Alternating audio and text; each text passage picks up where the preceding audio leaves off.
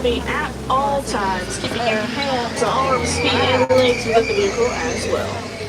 Now we are going to start our journey on off here today in the Little Interior Forest, and the animals here, they do rely heavily on their camouflage as their first form of defense, so we'll be keeping a sharp eye out for them.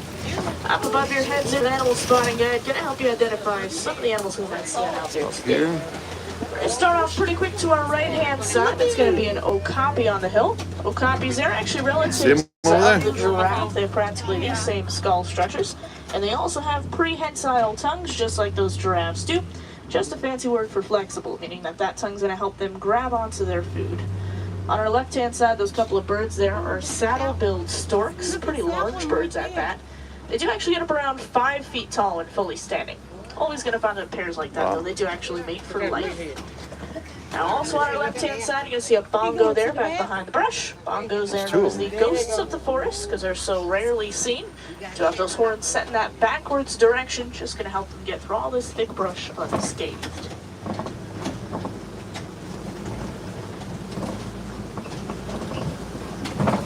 Alright, we'll come on around here. Ooh, the rhinos up there. A black rhino up ahead Rhinos of us. up top. Go take a peek.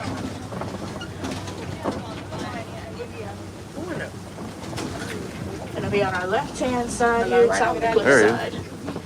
Now, black rhinos looking up around 3,000 pounds. They can hit top speeds of around 35 miles an hour when charging, so that is pretty intense given their size. Eyes closed.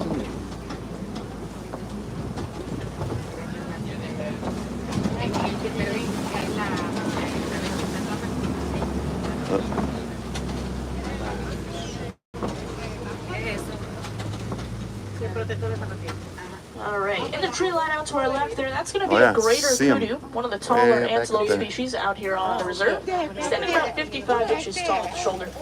So we're going to exit on out of the Little Interior Forest here now. And we'll start to enter on into the Sapi River.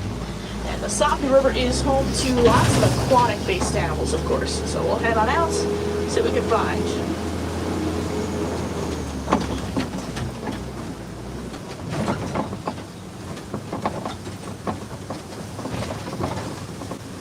Alright, making our way on around, starting to see quite a few pink-backed pelicans. Going to be the larger whitish-colored birds just up ahead of us here on the shorelines. And they do have pretty impressively large wingspans at about 7 to 9 feet, which, to put that into perspective for you, about the width of the canopy up above your heads there on the truck. Wow. Now, there is also quite a bit more river to come, of course. We'll keep our eyes peeled, see if we can maybe find any other activities we roll on through.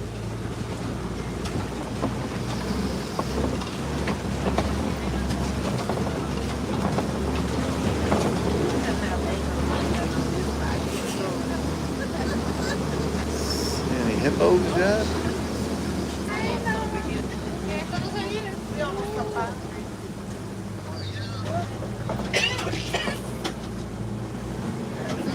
Alright, looks like some hippo activity out to our left-hand side there up against that back rock wall. Oh, hippos, they are going to typically spend a majority of their day underneath the water like that, just trying to keep themselves cool. They can actually hold their breath for about 8 minutes straight. Now, we're also going to head across this bridge. Whilst we're on it, we're going to see some Nile crocodiles. And their jaws are actually so strong that it will crush the bones of their prey. They'll get about 16 to 20 feet in length, so it is about as long as a giraffe is tall.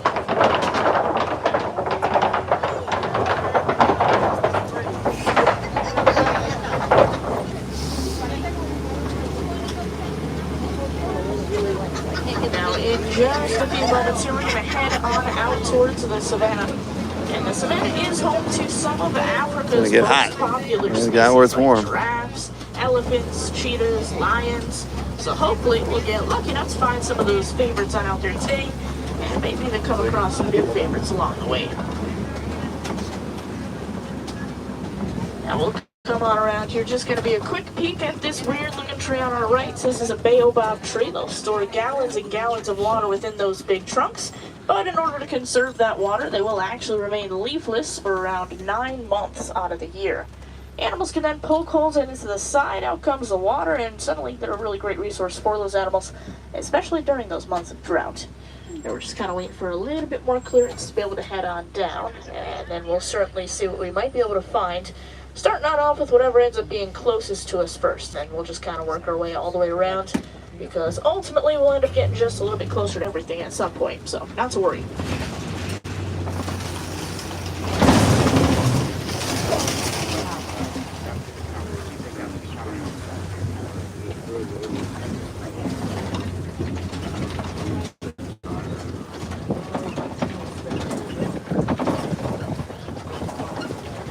Now just off to our right-hand side here, these are springbok. Springbok most certainly do live up to their names. They'll jump about 6 feet straight up into the air, or 13 feet forward. They can also hit top speeds of around 50 to 60 miles an hour, so pretty quick little animals, that's for sure. But those are all fully grown adults, only tiny little guys weighing in at about 70 to 100 pounds on average. Looks like we are slowing on down out here a bit. So we'll tell you, out here on the reserve, these animals do have the right of way. So when they want to cross on in front of some of those trucks, we slow down, stop, let them do their thing. That's why we get a little bit backed up like this and events like that happen. For anybody who doesn't know, we are all actually driving these vehicles. We are not on a track right now. So these animals really can go wherever they'd like to go. But that means that sometimes where they'd like to be is standing there right in the middle staring back at you. So slows us on down quite a bit, but that's alright. Worth it in the long run. We get some pretty cool views out of it. But I do appreciate your patience in the meantime. Of course, I know it'd be kind of annoying to have to sit here and wait for things that aren't necessarily around us, but looks like we should be pushing on up here in just a moment.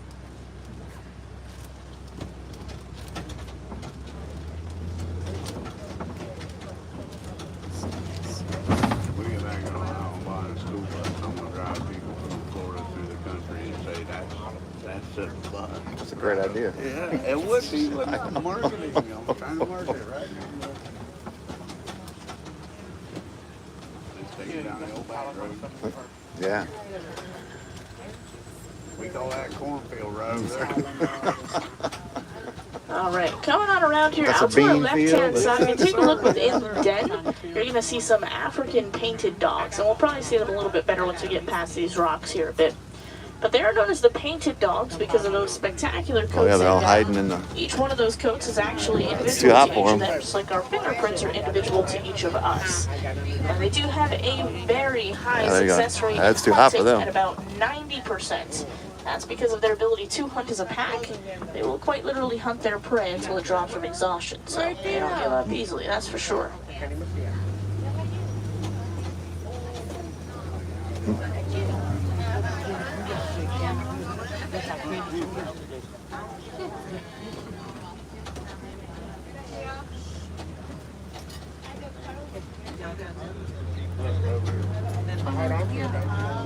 Oh, that's this one thing that you pointed out earlier. Do waterfall.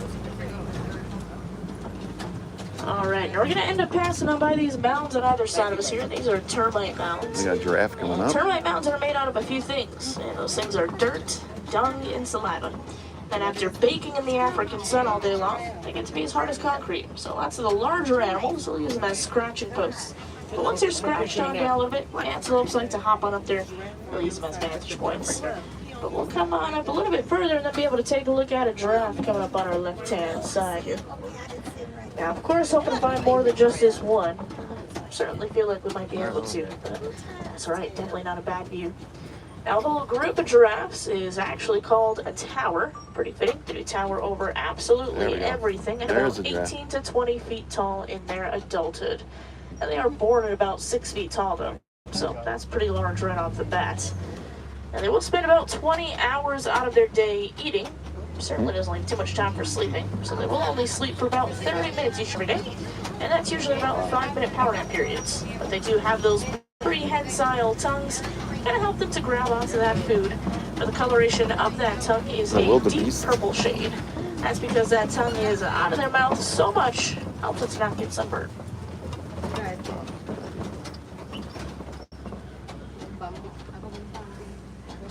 Alright, moving up here slowly but surely, you're going to start to see some of Zebra, those a wildebeest to our wildebeest, right-hand yep, side here wildebeest. as well. Hiding up there in the- Wildebeest, hiding their up in name the literally does translate trees. to the words wild beast, but they are also known as the new GNU after the noise that they make. Now, around 1.5 million of those wildebeest will migrate together, 500 to 1,000 miles each and every year. So very, very migratory animals, very much so a herd-based mentality of when one goes, they all want to go. Never going to be too far apart.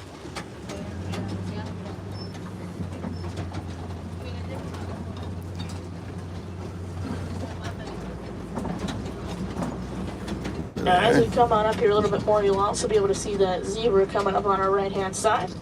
The zebras out here on the reserve are specifically Hartman's mountain zebras, so they are going to have a little bit of a smaller hoof than most other zebras do. That's because they are native to those mountainous regions within Africa. That smaller hoof is going to allow them to traverse those rocky terrains much, much easier. Looks like one more of those giraffes up ahead of us here, so going to be on our right in just a moment. Zebra on the left. And then actually some more of them coming up here as well that'll be on our left. We're just going to wait for a turn to be able to go take a peek.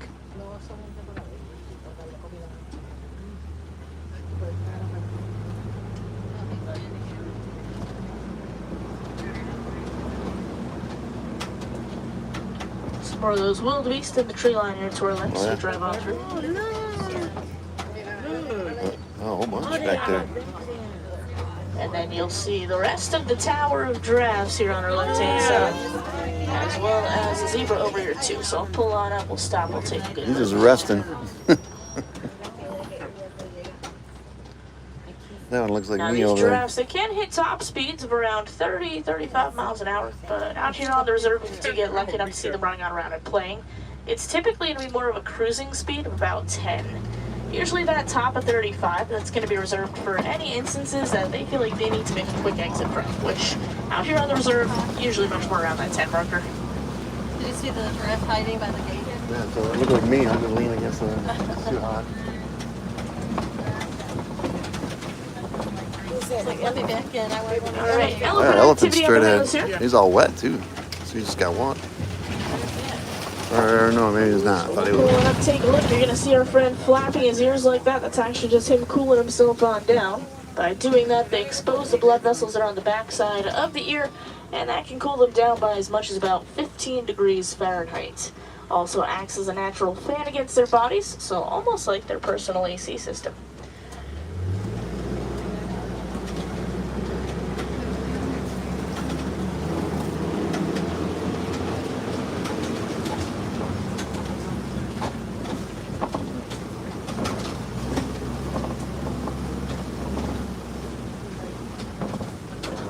Come on up here. Now, elephants, they are a very, very social species. Nice, You can real take a close. hard look over your right-hand shoulder to be able to see that elephant on back there. Very social species, but they are matriarchal societies, so females are going to stick together their entire lives along with their young. Males, once they reach around their teenage years, tend to break on off from the rest of the herd, and they go live either by themselves or within loose all-male groups. So I'm hoping that as we continue on through the reserve, we might have the opportunity to find even more of those elephants. We'll certainly be on the lookout for them.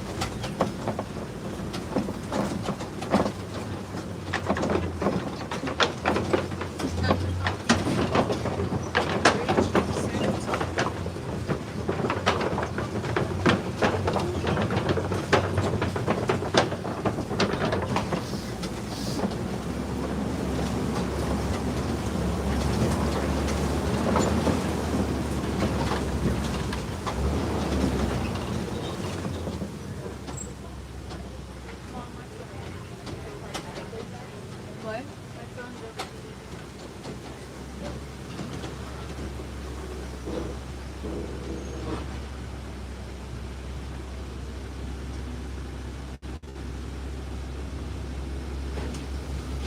Alright, now as we come on through here, if you check out this red clay on either side of us, you're going to see some footprints and some tusk markings. Elephants, they will actually eat this clay. Helps them get some minerals that they wouldn't otherwise get in their diets. And then out to our left, start to see some more of those elephants. So that's great news for us, because they are very migratory animals. They really don't like to stick in one place for too long. So just because you find signs of them in one spot, doesn't mean that you'll even find them remotely close to that spot. But luckily enough for us, they haven't moved too far just yet. So not a bad view from here, that's for sure. Now, ultimately we'll end up swinging on around, maybe be able to find some more of them. But it looks like we are pausing here for a moment, so certainly not a bad place to be stopped. We'll take this elephant view for just a second longer. Now you'll see their backs a little bit dirty, a little bit dusty. Elephants, they do like to fling dirt and mud up onto their backs, acts as a natural sunblock for them. They are known to have some very sensitive skin. Since it's if it's raining outside, they'll actually go underneath the water. That way they don't even have to feel the raindrops hit them.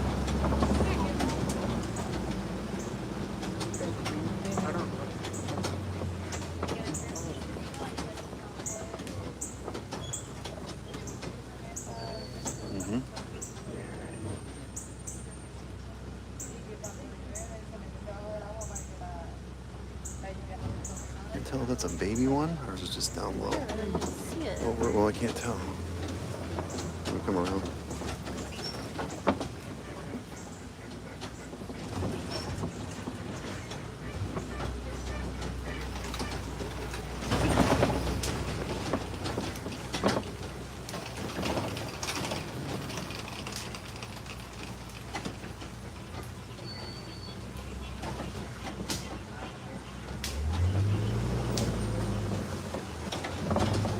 Alright, so coming on through here, you're going to start to be able to see those elephants again. Baby elephant is actually out there as well. You can kind of see her hanging out down by the water. We might be able to get a little bit closer to her here in just a moment because we're heading down towards that water as well. Yeah, she's throwing Obviously, water. she's kind of been running all over the place lately, so no guarantees by the time we get down there she'll be hanging out there, but that's what I'm going to hope for.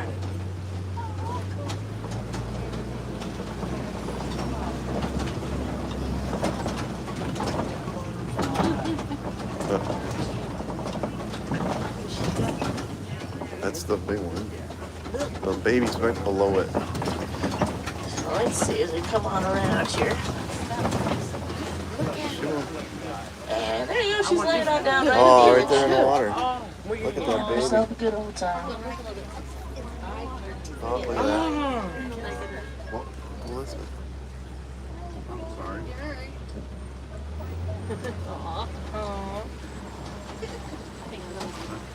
Now we're going to come on around here. We're ultimately going to go check out some flamingos here as well. These are specifically greater flamingos. They're both the largest and the lightest pink of all flamingo species, but they do actually hatch gray. And if you look at the island, you might be able to find a few of those gray little puffballs walking on around. Over their lifetimes, you're going to eat lots and lots of brine shrimp, and that's high in something called beta-carotene. That's what's going to end up turning them that pink coloration that we all know and love. So we'll take a couple of years in order to do that. Certainly not something that's going to happen overnight for them, but much more of a gradual process instead.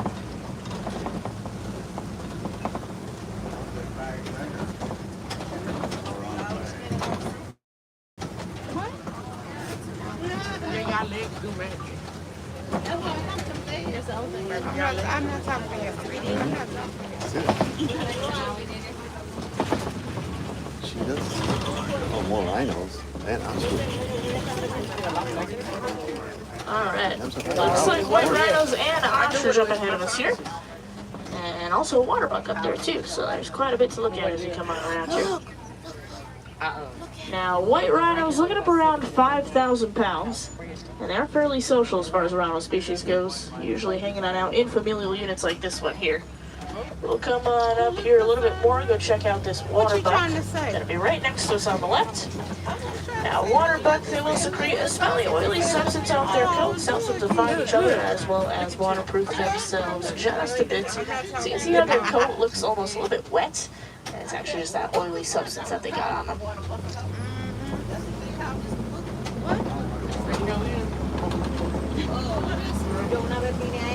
Look how fast they move. Look how fast he moves. Alright, we'll come on up a little bit more towards these white rhinos here and this ostrich. I'll turn us a little bit more so we can see both. Now, the ostrich is the largest bird in the world. They just can't fly. Instead, they use those big wings to help them terminally run at top speeds of around 40 to 45 miles an hour. Now, also, while we're here, we're going to see some cheetah activity. Leftmost part of that hill that you can take a look at on to our left-hand side. Cheetahs will go 0 to 60 in about 3 seconds, but can only hold that speed for a few hundred yards. They do have those big, heavy tails. They act sort of like a boat rudder would, so it's going to help them to change direction, keep their balance, all while running at those high rates of speed.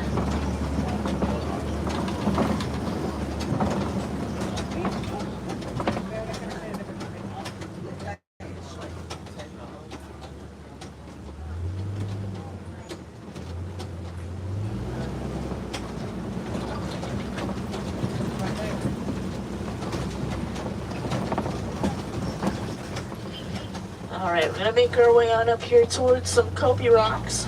And we're gonna go check out some lion activity. It's hanging out right on in the middle there. So we're gonna be on our left-hand side in just a moment. Now, lions, they do like to rest and conserve their energy for about 16 to 20 hours out of their day. And then at nighttime, they'll have tons and tons of energy. It's going to be the females that are going out to do all of the hunting for the entire pride. Males will stay on back. They'll protect their territory and their cubs. We're going to circle our way on our entry, though, so we'll get to the opposite side so you can see his face a little bit better. I didn't think we would. As long as it is out.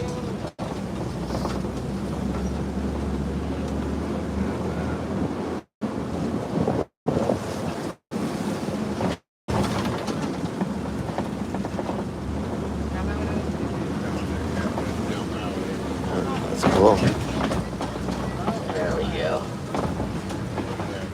Just get a little bit better from this side here. Now, they are nocturnal animals, so during the daytime, they'll wake up occasionally just to kind of check out their surroundings, make sure nothing's happening around them that they don't want to be. But otherwise, going to be snoozing time for the most part.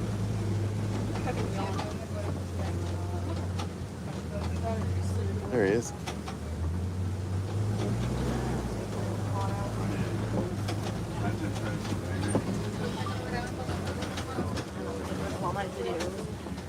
Alright, warthog's going to be to our left. Warthogs, they will burrow themselves into their snout tusks and feet, then back themselves on into those burrows, tusks facing out. Just helps to deter any predators that might be around them.